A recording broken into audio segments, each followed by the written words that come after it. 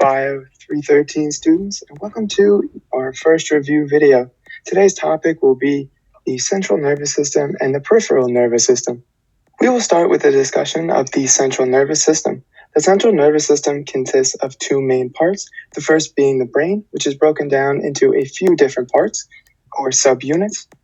For example, the cerebral cortex, the thalamus, hypothalamus, and items of the brainstem like the midbrain, pons, and medulla. The second portion of the central nervous system is the spinal cord, which is attached to the brainstem and is responsible for delivering the message to the other portions of the body that aren't associated with the brain.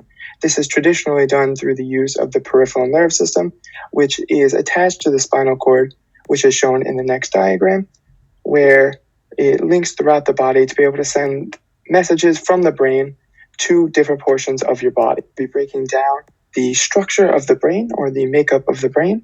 So to start off, the brain has two main substances. This is gray matter and white matter.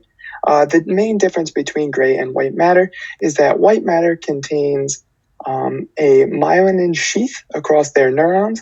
This is a sheath of glial cells that covers the neuron that allows for the signal, the electrical pulse that goes through the neurons to transmit a message from neuron to neuron or whatever portion of the brain to another portion of the body. This allows it to do this action at a much quicker rate to increase the long-range ability of the message to be sent.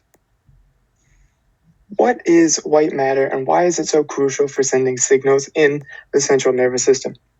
Well, white matter is composed of bundles which connect various gray matter areas of the brain to each other and can carry nerve impulses between those areas.